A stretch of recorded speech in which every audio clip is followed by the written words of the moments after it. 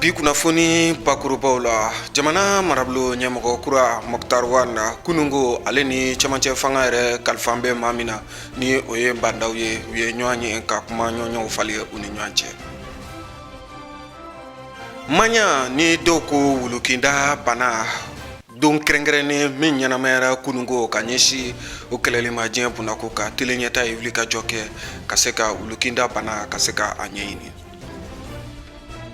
Bana min walankatalen don diɲɛ bunako kan ni a bɛ fɔ a ma coronavirus ye o kɔni bɛ ka kasoladen caman yɛrɛ sɔrɔ an bɛ don min na ko bi Liban yɛrɛ jamana kan.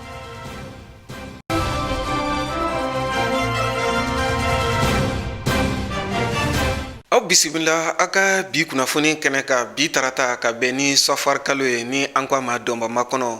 o tile 11 bi hijira ye san 1442 i n'a fɔ an tun ye a ɲɛfɔ an ɲɛna cogo min na bakurubaw la ka kɛ ni cɛmancɛ fanga min ni o sigilen don an ka jamana kɔnɔ ni an ko a ma ko transition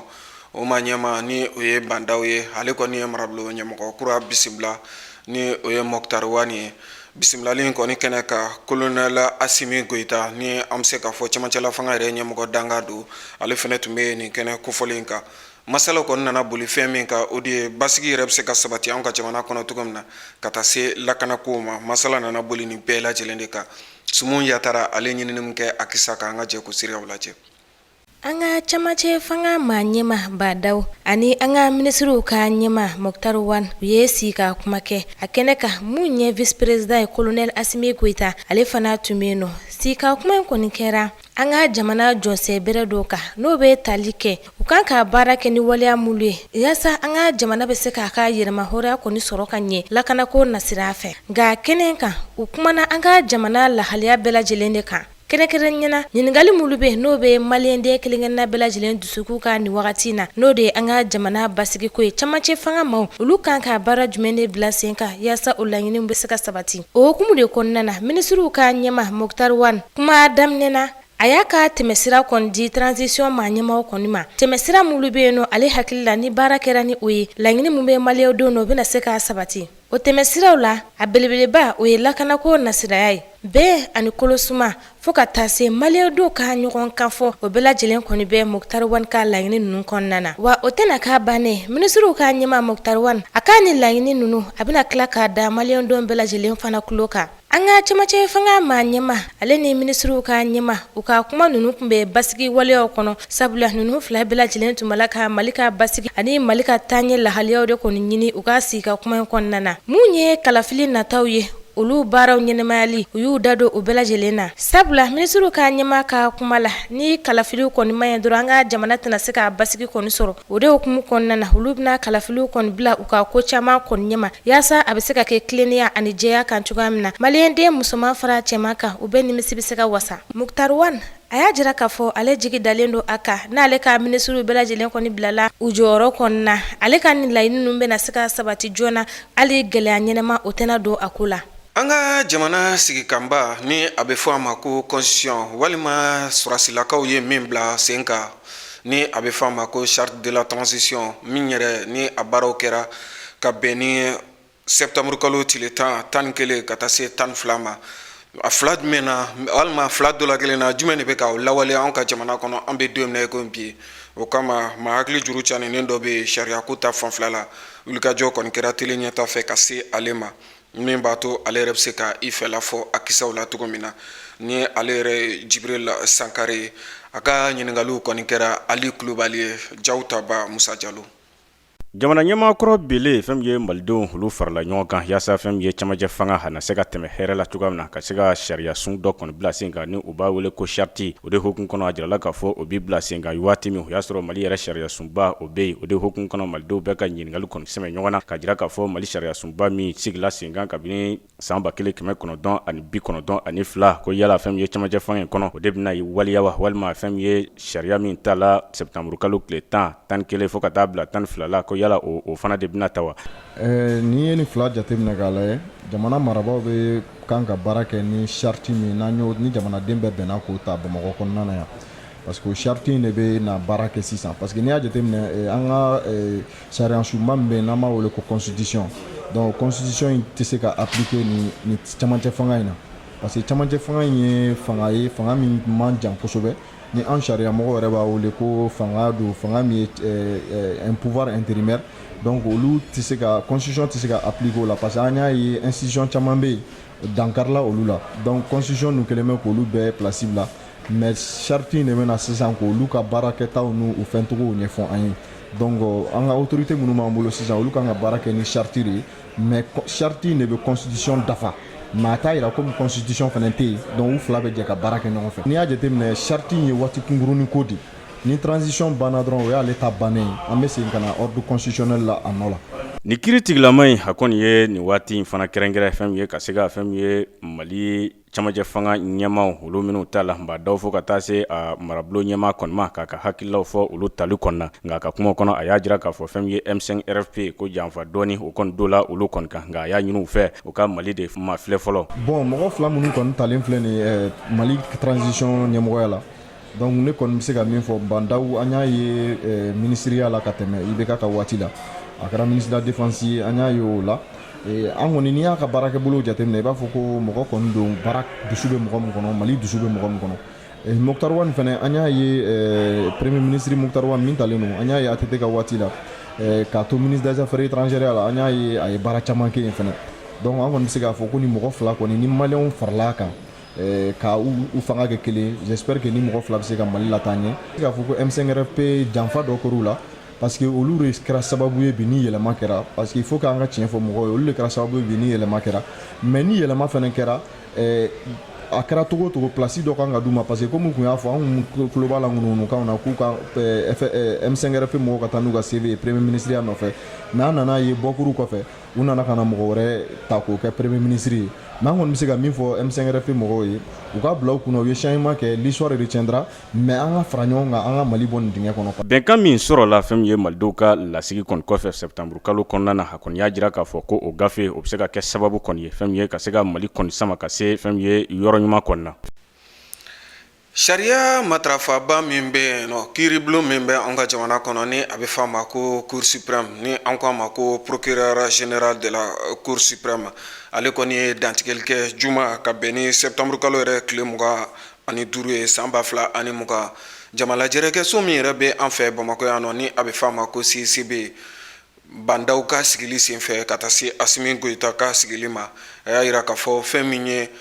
Mali yɛrɛ jamana marabolo ɲɛmɔgɔ kɔrɔ ye ni o ye dɔgɔtɔrɔ Bubu Sise ka taa se wasabilen yɛrɛ ɲɛmɔgɔ kɔrɔ ma Musa Tumbine ninnu kɔni minɛnen don k'u lasago sariya yɛrɛ kɔ kan ni ye o waleya ta k'a lajɛ sariya sɔsɔ kɔni don an bɛ don min na ko bi bari u tun kan ka tɛmɛ kiiritigɛlaw de ka bolo fɛ min b'a to u yɛrɛ bɛ se ka minɛ cogo min na ma kofɔlen kɔni ye nin dantigɛlen kɛ Sumu Yatara ale bɛ ɲɛfɔli k'an ye a kisa kan. Ka kɛ ni camacɛ fanga maa ɲɛma sigili ye fo ka taa se ka vice président yɛrɛ ma mun ye an ka jamana yɛrɛ procureur général ye ale bɔra ka laseli dɔ kɔni kɛ a ko k'a b'a jira ni maaba fila ninnu na ko Cour suprême ko de ye an ka jamana yɛrɛ sariya bulonba ye kiiriko nasira fɛ wa ko jamana ka sariya bɛɛ lajɛlen kɔni bɛ bɔ yen yɔrɔ de la o hukumu de kɔnɔna na procureur général a kɔni y'a jira k'a fɔ ko k'a d'a kan ale de ye Cour suprême maa ɲɛmaaba kɔni ye a kan ka ale ka maaw la faamuya Cour yɛrɛ ka baara taabolo kan kɛrɛnkɛrɛnnena an ka camacɛ fanga maa ɲɛma ani a ka vice président olu m'u y'u tɛgɛ kɔrɔ ta CCB kɔnɔna na diɲɛmaa ɲɛna fo ka taa se maliyɛnden kelenkɛna bɛɛ lajɛlen ma k'a fɔ u bɛna jamana in kɔni mara n'u diinɛ n'u ŋaniyaw ye k'u y'u tɛgɛ kɔrɔ ta a kɛra masa Ala ɲɛna wa maliyɛnden kelenkɛna bɛɛ lajɛlen fana y'a jigiya k'a fɔ u ye layidu mun ta u bɛna o layidu ninnu kɔni waleya an ka sariya sunba yɛrɛ ka bonya yɛrɛ kɔnɔna na o hukumu de kɔnɔna na ko camacɛ fanga lahaliya mun bɛ an ka jamana kɔnɔ a kan ka baara cogoya min na Cour suprême sariyaw kɔnɔna na k'u ka baara kɛ ni o ye kɛrɛnkɛrɛnnena a article fɔlɔ mun b'a jira k'a fɔ ko adamaden ka bon kojugu wa da mankan tɛ ka kari adamaden ka hakɛ la ko wa maa o maa bɛ Mali dugukolo kan a bɛɛ lajɛlen kan ka ni ɲɛnɛmaya ye wa a bɛɛ lajɛlen kan ka a ka liberté sɔrɔ bonya ani karama kɔnɔ ka taa maa wɛrɛ yɔrɔ la procureur général a ko k'olu ka sariya tana n'o ye article 10 ye o fana b'a jira k'a fɔ ko mɔgɔ mankan tɛ ka minɛ ten ka t'i datugu kaso la ka tɛmɛ heure 48 kan ka sɔrɔ kiri tigilamaw kɔni ma i ɲangi o hukumu de kɔnɔna na ko ale b'a ɲini camacɛ fanga maa ɲɛmaw kɔni fɛ ko kabini uktu kalo tile 18 san 2020 ko maa damadamani minɛna an ka jamana kɔnɔ wa olu kɔni ma kiri u tala k'a bila fana n'o bɛ tali kɛ an ka minisiriw ka ɲɛmaa kɔrɔ Dr Bubu Sise, président de l'Assemblée kɔrɔ Musa Temine, fo ka taa se an ka défense ministre kɔrɔ ma Galdi Dayuru Damele ani maa ba caman wɛrɛ ka kɛ ni o waleya ninnu kɔni procureur général ko a b'a ɲini camacɛ fanga maa ɲɛmaw kɔni fɛ u ka ni maa ninnu kɔni labila walima ni mɔgɔ ninnu ni kiri de kɔni ka kan n'u sigalen don mɔgɔw la k'u ye an ka jamana sariya dɔw kɔni sɔsɔ u bɛ se ka se ni u ye kiri bulon kɔnɔ u ka kiri u ni ɲangini mun ka kan u ka boli u kan ko nka a man kan tɛ fiyewu ka mɔgɔw minɛ tan cogo la ni k'u tunu ka b'u ka denbaya la heure 48 kɔfɛ.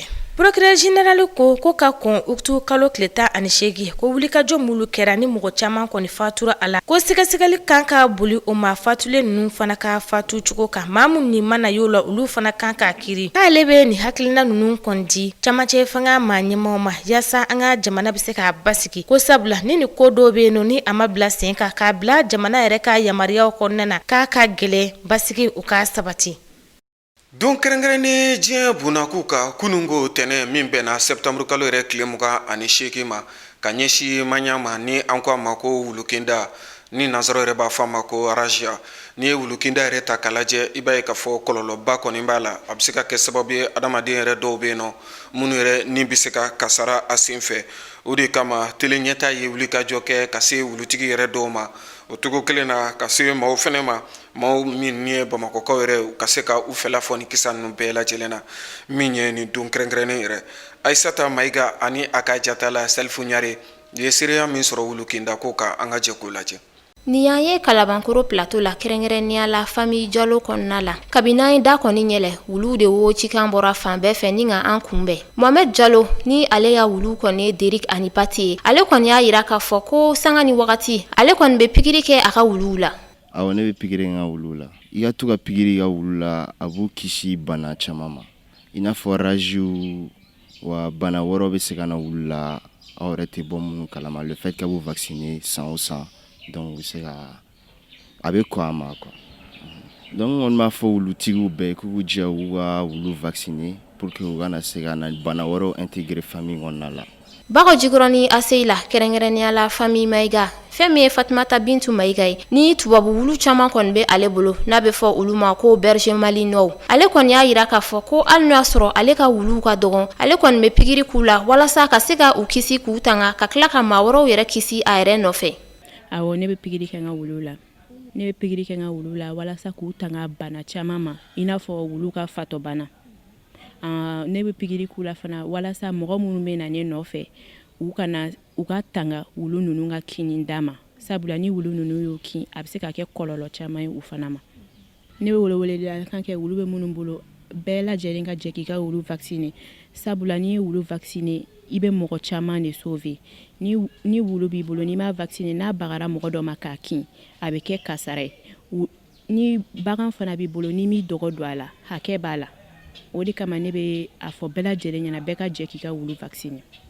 An ka bagan dɔgɔtɔrɔ ni ale yɛrɛ kɔni ni baganw degelen don kosɛbɛ ale bɛ ɲɛfɔli kan ye wulufatɔ bana yɛrɛ kan fo ka taa se tamasiyɛn minnu bɛ bana in yɛrɛ la. Bon wulufa bana in ye bana ye bon bana min don a microbe min b'a kɛ a tɔgɔ virus de don o virus min b'a kɛ a bɛ généralement a source ye wulu de ye bon a source principale ye wulu don mais wulu dama tɛ fɛn o fɛn ni wulu bɔlen don ɲɔgɔn fɛ kungo kɔnɔna na ani sokɔnɔnaw na an bɛ bagan minnu mara so kɔnɔ wulu jakuma bon ani u b'a fɔ min ma ko warabilen olu bɛɛ bɛ se ka sababu ye k'a bila mɔgɔ la voilà donc a b'olu minɛ a bɛ adamaden fɛnɛ minɛ mais a minɛni fo pour que a ka se ka fo i ka kin de voilà bon tamasiyɛn min b'a la n'a bɛ wulu a tamasiyɛn fɔlɔfɔlɔ ye wulu y'a dɔn wulu tɛ fitiri wale wulu b'a tigi dɔn mais ni wulu n'a bɛ wulu la sisan a bɛ dɔn parce que wulu t'a tigi dɔn n'i y'a wele a t'a tɔgɔ mɛn a bɛ commencer k'a ban tigi la kuma tɛ dukɔnɔmɔgɔ tɔw ma donc a bɛna t'o la a bɛna daji bagabaga bɔli daminɛ et puis k'i t'o la ka sɔrɔ ka na kini daminɛ donc a bɛ juguya a bɛ fariya donc a ɲi wagalen bɛ to fɛn o fɛn bɛ bouger a ɲɛkɔrɔ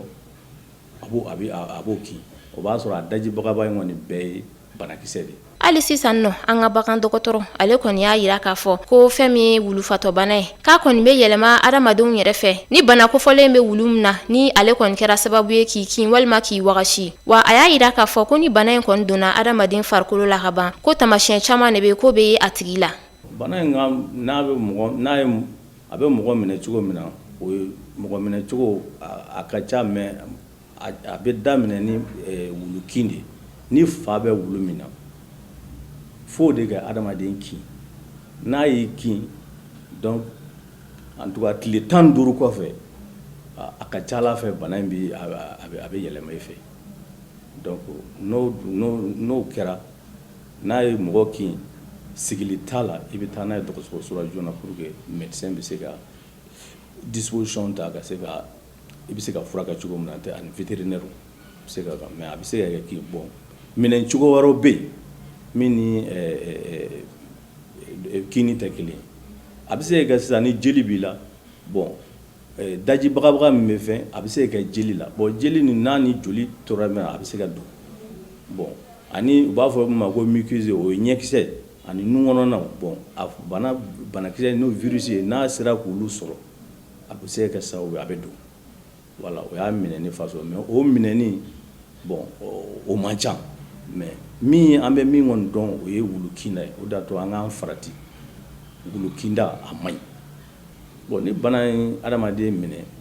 bon adamaden a bɛ kɛ komi n'a fɔ wulu yɛrɛ bɛ cogo min na bon kuma la juguya la a bɛ kɛ komi o cogo parce que fa yɛrɛ de fa bilenkanyankan yɛrɛ de bɛ don i la wulu bɛ daji bagabaga min bɔ i b'o bɔ wa i b'a fɔ k'i bɛ adamaden kin bon f'u bɛ dɔw minɛ u b'u minɛ yɛrɛ de ka taa u bila garage kɔnɔ n'a y'i minɛ en tout cas n'o yɔrɔ kɔni déclaré la dɔrɔn fura t'a la i bɛ sa. wulufatɔbana ale kɔni bɛ se ka tile 15 bɔɲɔgɔnko de kɛ adamaden fari la o de kɔfɛ bana in yɛrɛ bɛ sɔrɔ k'a ye wa o bɛ tali kɛ wulu yɛrɛ ye adamaden kin a fari fan mun na. an b'a fɔ de ni wulu y'i kin tile 15 ni fa b'a la tile 15 kɔfɛ a ka ca Ala fɛ a bana in bɛ yɛlɛma i la mais o tile 15 in fɛnɛ bon o y'a la surumani ye bon hakɛ min b'a la a bɛ se ka taa fo kalo 2 la parce que bana in a bɛ yɛlɛ n'a a bɛ don joli la a bɛ yɛlɛ a bɛ na fasa sira de fɛ bon o bɛɛ a bɛ kunkolo zɛmɛ de ɲini n'a taara don kunkolo zɛmɛ kɔnɔ dɔrɔn fa bɛ déclencher la donc ala pour que ka se k'o sɔrɔ ni wulu min y'i kin i kan na o ka surun kunkolo zɛmɛ na donc o minɛni o ka teli ka tɛmɛ ni wulu y'i kin i sen na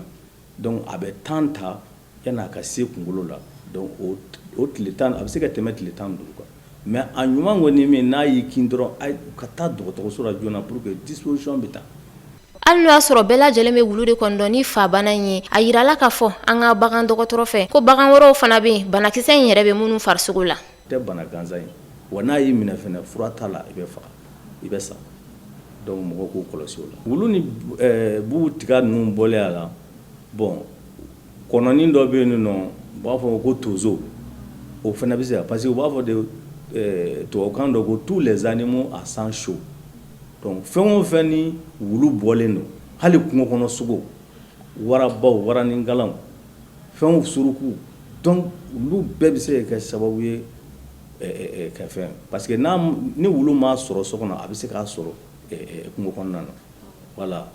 ka pikiri kɛ i ka wulu la o de kɔni ye fɛɛrɛ ye mun b'a to wulu yɛrɛ bɛ se ka kisi ka tila ka maa wɛrɛw yɛrɛ kisi ni bana jugu in ma. bon pour que ka se ka bana in kunbɛn bon solution min b'a la o ye ka wulu vacciner di n bɛ segin a kan ka wulu vacciner ni bagan b'i bolo wulu vacciner parce que ne yɛrɛ bɛ vétérinaire kɔnɔ mais mɔgɔ caman bɛ yen u tɛ wulu jate yɛrɛ n'i bɛ wulu mara i bɛ k'a fɛ soit i bɛ wulu mara dabila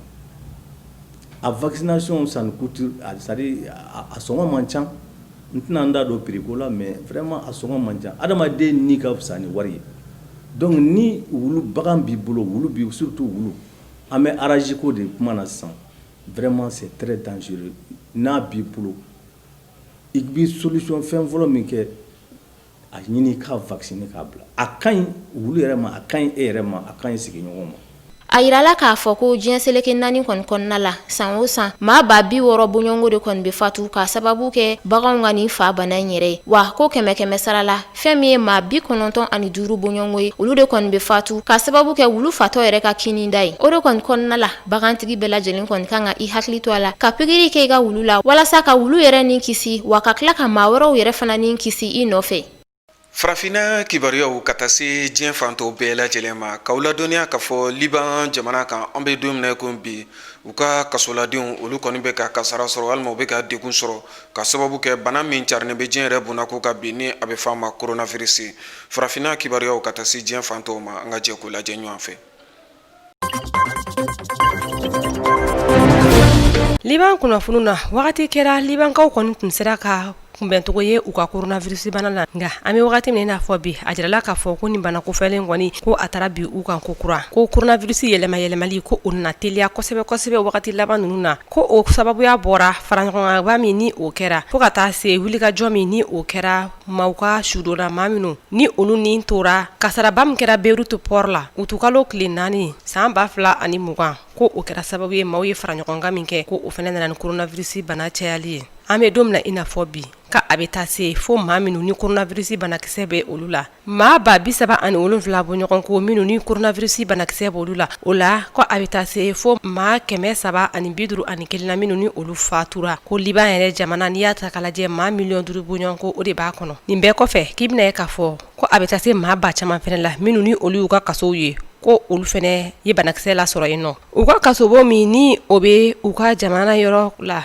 n'u b'a wele ko Urumi a jirala k'a fɔ ko coronavirus bana sɛgɛsɛgɛli a banakisɛ yera maa 400 bɔ ɲɔgɔn ko la o kasobɔ yen na o dɔw bɛ tali kɛ gardien maa minnu ka baara ye lakana ye o ni a ɲɔgɔnnaw o la u y'a jira k'a fɔ k'u ka kasobɔ yɔrɔw ko olu kɛn bɛ kamanagan yɔrɔ ye bi o la ja caman bɛ ka yira bɔlɔlɔ siraw fɛ minnu ni u b'a yira k'a fɔ k'u ka kasobɔ jamaw dama tɛmɛnen don kosɛbɛ i bɛna ye kasobɔ mɔgɔw dɔw bɛ yen nɔ minnu ni olu yɛrɛ dalen bɛ duguma a dɔw dalen bɛ makila sanfɛla la o la ko o kɔni i bɛna ye k'a fɔ ko fɛn min ye coronavirus bana yɛrɛminɛ waleyaw ye ko olu tɛ ka sabati ni yɔrɔ kofɔli na cogoya si la o la u ka kasobɔ wɛrɛ bɛ u ka dugu dɔ la min bɛ wele ko Zale k'i bɛna ye k'a fɔ ko kasobɔ o mɔgɔ yɛrɛ bɛ t'i jɔ fo mɔgɔ 550 bɔ ɲɔgɔn ko la minnu ni coronavirus bana yera o fɛnɛ la ko o bɛɛ kɔfɛ ko kasobɔ wɛrɛ minnu b'u ka jamana kan ko olu yɛrɛ fɛnɛ taw ko dɔ bɛ yen fɛnɛ u ka jamana ɲɛmaaw kɔni bɛ boliboli nasɔnya bɛɛ la yaasa ka se ka fɛɛrɛw sigi sen kan dɔ bɛ se ka bɔ nin ko in na cogo min na o la u ka kɛnɛya tigilamɔgɔ ɲɛmɔgɔw olu wulila ka fɛɛrɛ dɔw bila sen kan Beirut ko maaw ka se ka yɛrɛmɛ waleyaw ta joona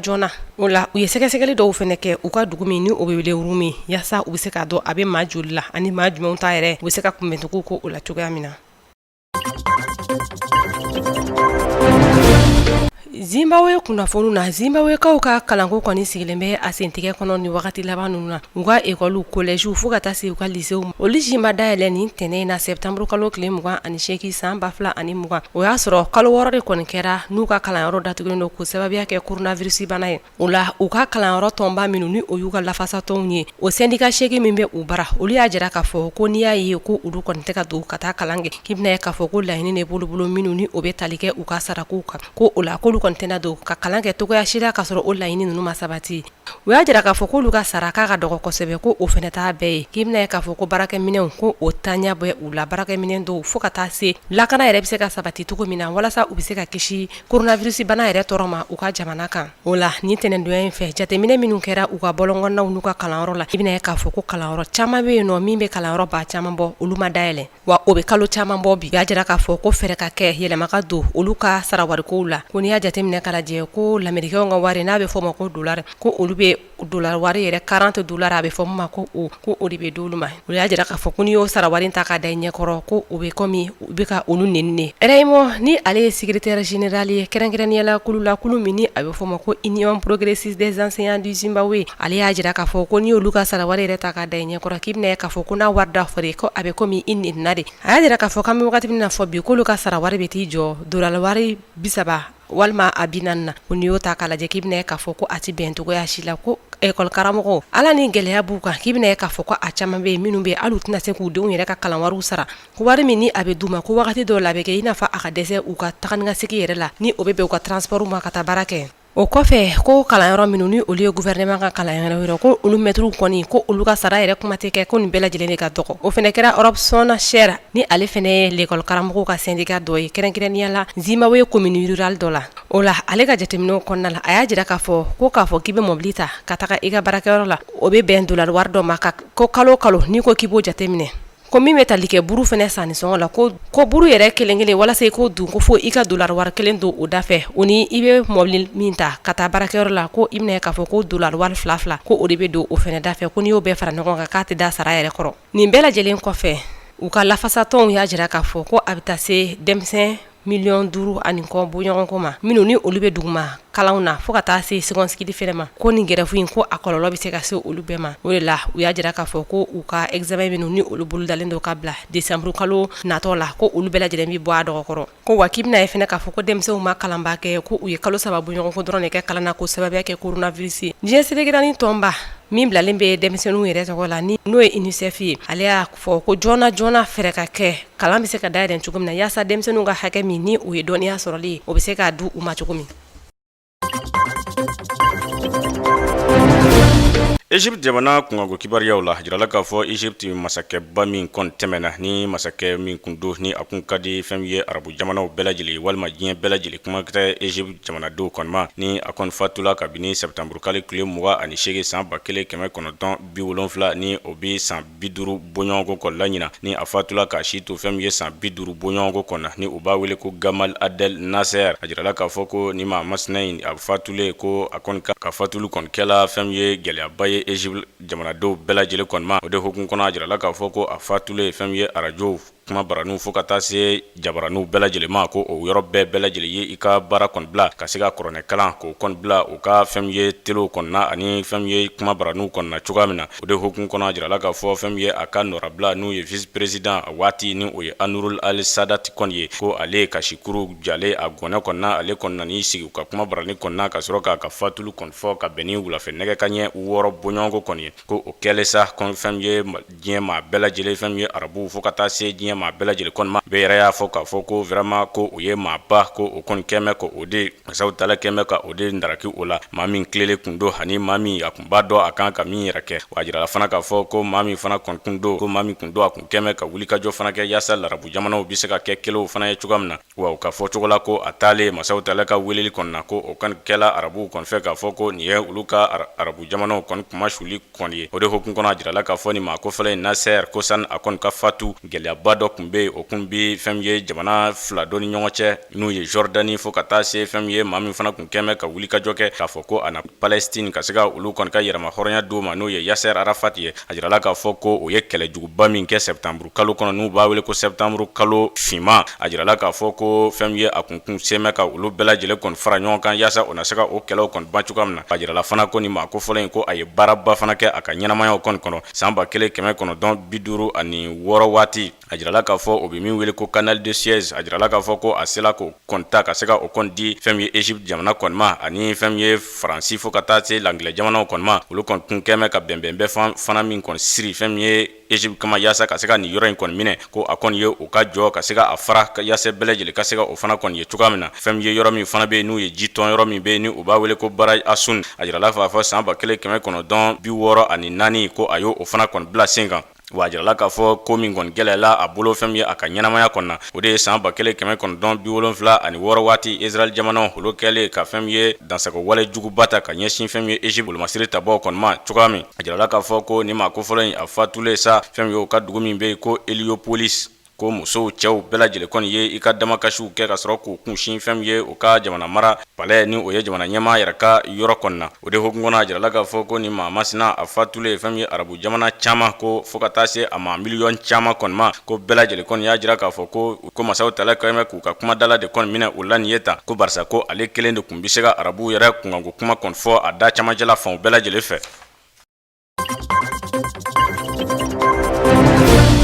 Guinée Conakry kunkanko kibariyaw la a jirala k'a fɔ diɲɛ serege naani jɛkulu min bɛ yen ni u b'a wele ko ONU ko o kɔni y'a jira k'a fɔ ko kabini septembre kalo tile 28 san 2009 waati ko fɛn ye Guinée wolomasiri tabaw ko o kɔni ye dansago wale ta ka ɲɛsin Guinée jamanadenw kɔni ma fɛn ye dolati terrain dɔ kɔni walima dolanci yɔrɔ dɔ kɔni na a jirala k'a fɔ ko o dansago wale kɔni fɛ o ye maa 157 bɔɲɔgɔnko ka se ka olu kɔni bɔnɛ o nin na ka fɛn min ye muso 100 ani muso 9 bɔɲɔgɔnko ko binkɛla olu kɔni kan cɛ ni musoya ta nasira kɔni fɛ o de hokumu kɔnɔ a nana ye k'a fɔ ko kabini o kɛla fo kana se bila sa ko fɛn min ye maa si tɛ yen ko o kɔni ma minɛ ko o kɔni ɲagi ko o ye baara ye baara min tɛ baara cɛ ɲuman kɔni ye gɛrɛntɛ o sigilen fɛn min ye Guinée marabaw kɔni kan ko fɛn min ye Guinée marabaw ko u kun y'a jira k'a fɔ janvier kalo tɛmɛlen k'a fɔ ko juin kalo san 2020 kɔnɔna na ko u na ko bɛɛ lajɛlen kɛ yaasa o kiriw na se ka kɛ cogoya min na o de hokumu kɔnɔ ko o kun ye fɛn min ye soba dɔ fana jɔli fɛn min ye biriki fɔlɔ kɔni da k'a jira k'a fɔ ko o soba in de bina jɔ yaasa fɛn min ye maa minnu ye nin dasago wale kɔni kɛ olu na taa ko bɛ da la o yɔrɔ la cogoya min na ko kabini o kɔni kɛla fo bi maa yɛrɛ t'a dɔn so in yɛrɛ jɔli a bi lahala min na ani kuma tɛ k'a fɔ maa minnu be n'u ka kiri kan ka kɛ maa ti ɲɛ foyi kɔni dɔ o kɔni na fɛn min ye o ka minisiri min ka baara kɔni ɲɛsinen bɛ fɛn min ye kiriko ɲɛnabɔli kɔni ma ko o kɔni kun y'a jira waati dɔw la k'a jira k'a fɔ ko bɛɛ lajɛlen kun labɛnlen don yaasa o na se ka kiri ninnu kɔni kɛ ko nka a ma don a kumaw kɔni kɔnɔ ka ɲɛfɔli kɛ maaw kɔni ye o de hokumu kɔnɔ fɛn min ye Guinée Conakry jamanadenw o caman kɔni y'u ka dusuma kasa jira k'a jira k'a fɔ baara min bɛ ka kɛ nin ye ta ko nin ye maloyala ko ye maaw bɛ se ka minɛ k'u fa ani ka bin u kan ten k'a fɔ fɛn min ye kiri kɔni ma kɛ ko o kɔni ye gitigɛ ko ye Guinée marabaw kɔni na wa o y'a jira fana k'a fɔ Guinée marabaw ko o de t'a fɛ ka nin baara ninnu de kɛ o t'a fɛ ka kiri de kɛ o de la u bɛ k'u fɛn min ye ko in bɛɛ limila ma nin cogoya ninnu kɔni na wa fɛn min ye Guinée marabaw ka fɔ cogo la hali sisan ko fɛn min ye nin gafe ninnu kan ka ta joona de ka sababuya kɛ maa minnu bɛ yen ni olu kɔni tɔɲɔna ko o kɔni dusukun bɛ ka kami o bi o dusukun bi tasuma sanfɛ kabini san 10 bɔɲɔgɔnko kɔni kɔnɔna na wa o y'a jira fana k'a fɔ ko kiri ninnu kan ka kɛ fɛn min ye jama de cɛla yaasa maa minnu bɛ yen ni o kɔni tɔɲɔna maa minnu y'o tɔɲɔ olu ka ɲagali ka se ka bonya min kɔni kɛla olu kɔni na jɛkulu min fana kɔni ɲɛsinnen don yaasa ka se ka nin maa masina ninnu ka se ka o kɔni jukɔrɔma ton don olu fana y'a jira k'a fɔ ko jamana ɲɛmaw ko o kɛmɛ ka ko in bɛɛ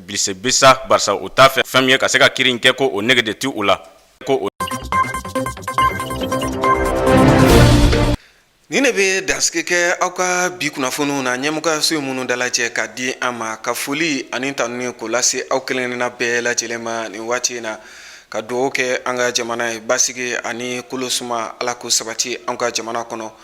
don kɛrɛnkɛrɛnnen min ni a ɲɛnamayara diɲɛ yɛrɛ bunako ka kununko ni o bɛnna sɛbɛtanburu kalo yɛrɛ tile 28 ma min bɛ ɲɛsi kɛ maɲa yɛrɛ ma ni o ye wulu ka kinda ye ka ɲɛsi wulu marala fɛn fɛn bɛ anw ka jamana kɔnɔ bɛɛ lajɛlen k'i ka hakili to i ka bagan marata la ka taa se wulu n'a ɲɔgɔnnaw ma bari ninnu ye baganw ye sokɔnɔ baganw don minnu ni o kinda yɛrɛ bɛ se ka adamaden yɛrɛ ni kasara o kɔni ye bilasiralikan ye an bɛ bi kunnafoniw yɛrɛ kun cɛ n'o ye ni ala sɔnna ma sini aw ni an balimamuso madame Ɲambele Jamila Traoré bɛ ɲɔgɔn sɔrɔ nin kɛnɛ kelen kan Mali kɔnɔ kibaruyaw ka taa se farafinnaw ma ni ala sɔnna ma